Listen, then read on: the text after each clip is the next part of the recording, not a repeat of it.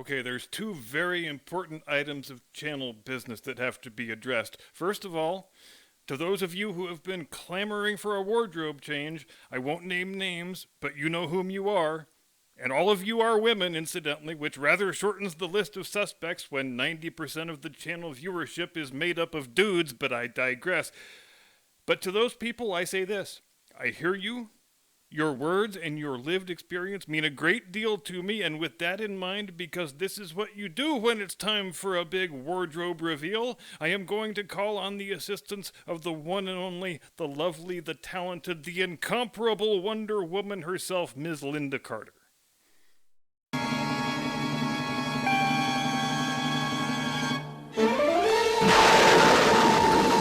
Actually, nah, This is too big for just one spin. Let's do another spin, something really memorable, maybe something in blue spandex?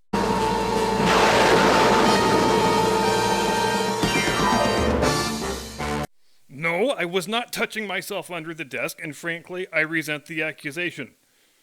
You know, if I'm being honest, I'd be fine with it if we just watched that clip about 85 times in a row and called that the episode, but as strong as that impulse is, as much as we would all like to spend the rest of the evening ogling Lynda Carter, I think we owe it to ourselves to spend a couple minutes talking about how good I look.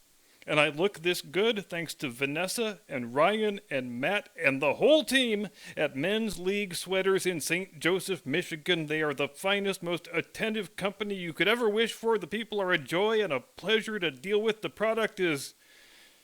Look for yourself. The product is impeccable. I have no idea, frankly, how they make money at this price point, and that's none of my damn business. But suffice it to say, I was prepared to pay about twice as much as I actually paid, so I think it's only sensible to take the other half I saved and put it toward a road version, right? But to those unnamed parties who were clamoring for the wardrobe change, I trust this will be adequate, and needless to say, if the day should ever arrive when you've got your own beer league hockey team that you need to outfit and you don't go to these guys, then you are going to have me to answer to, and you don't want that. Once again, that is Men's League Sweaters, link in description, a great American company run by great American people. Give them your business. You will not be sorry you did. Item number 2, I am provisionally changing the premiere times. It may be a temporary arrangement, it may be permanent, who knows, we'll see what happens. I've decided to do this for a couple of reasons. First, because the episodes seem to do best during the early hours of the morning as far as views go, so I figure it couldn't hurt anything if I scheduled the premieres during the time of day when I have the highest viewership. And second, because I would like to alleviate some of the time pressure that I'm often under, especially now that I have begun doing things that are a bit more ambitious and consequently more time-consuming. As it is, I have to start writing by 3:30, get the script done, get everything shot and edited, and start the upload by 7 o'clock in order to have it be finished by the appointed hour of 9 o'clock for the premiere. And lately, 7 o'clock has often been turning into 8 o'clock or 9 o'clock, depending on how ambitious I'm getting that night. But if the premiere isn't until the following morning, then I don't need to worry about any of that stuff anymore. And besides, I am also mindful of the fact that much of Curmudgeon Nation resides in the Eastern time zone, so that means a midnight premiere for them. And that ain't the greatest thing in the world, so where the normal schedule up until now has been Monday, Wednesday, Friday, 9 o'clock Pacific, midnight Eastern time, it's going to now be Tuesday, Friday, Saturday mornings, either 5 or 6 o'clock Pacific, which means 8 or 9 o'clock Eastern. I haven't decided which. And this will have the additional effect that I won't always be able to participate in the live chat, since that's the time of day when I'm getting up and getting ready for work and so forth. So, as for what's going to happen to my trusty old Steve Rogers jersey, you will be pleased to know Jim Eagle's wearing it now. He's actually been wearing my hand-me-down clothing ever since we were living back in Tegucigalpa, working the late-night shift at Radio Honduras, and even after all these years of wearing the threadbare clothing I was planning on throwing away, he never asks for a raise, and he always hits the music exactly on cue.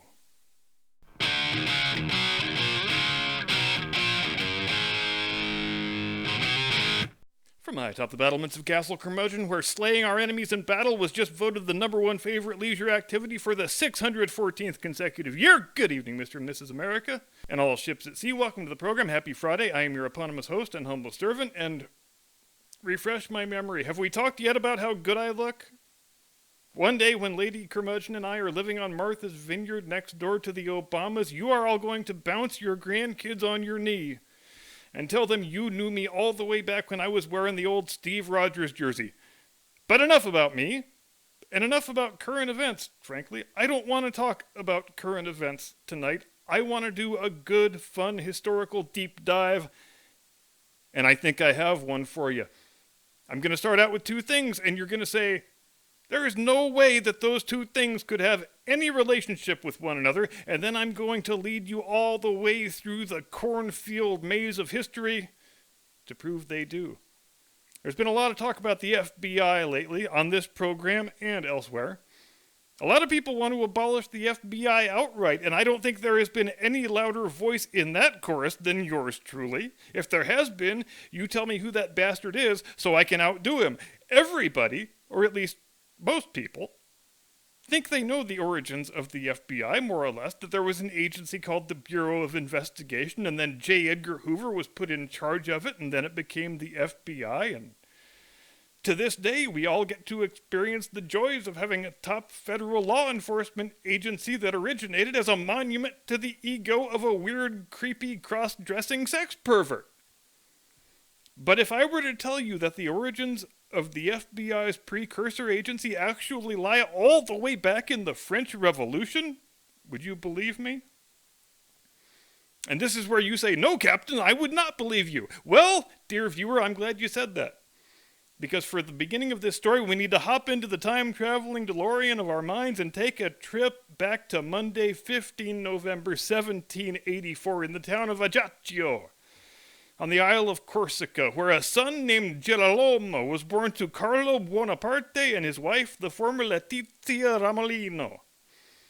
Girolamo was the 8th and final child and the 5th son born to Signore and Signora Buonaparte, and you may have heard of his second eldest brother, 16 years Girolamo Sr., who was born Napoleone Buonaparte, and later gained worldwide fame or infamy, depending on whose side you're on, after Frenchifying his name to Napoleon Bonaparte. And his little brother Girolamo, like all the rest of his brothers, also duly Frenchified his name, becoming known to history as Jerome Bonaparte. By the time Jerome reached adulthood, almost, his brother Napoleon was already the dictator of France for all practical purposes, and he was only a couple of years away from crowning himself emperor. So Jerome completes his schooling and joins the French Navy in 1800, and though he is not even 18 years old yet, he is immediately advanced to the rank of captain and given command of his very own frigate. Because it's good to be the little brother of the dictator, right? Membership has its privileges, don't you know? So Jerome and his frigate and his crew of 100 men, they're sent to go patrol the waters around the French possessions in the West Indies. Easy assignment, should be impossible to screw up, even for a 17-year-old kid, because here's the thing about the French Navy in 1800. The only strategic doctrine under which they were operating during that period was, no matter what you do, avoid battle with the Royal Navy. Period. And it's not difficult to see why, given what happened just a few years later on 21 October 1805 at the Battle of Trafalgar, when Nelson kicked the ass of the combined Franco-Spanish fleet so completely that the Royal Navy enjoyed total dominance of the world's seas for the next 109 years. So here you go, little teenage Jerome Bonaparte. Here's your captain's hat, here's your frigate and your crew. Now just go sail around the West Indies for a while. We don't care much what you do, just for the love of God, don't piss off the British. And everything went fine until the day Jerome's crew was dicking around on a foggy morning doing something that was supposed to be gunnery practice.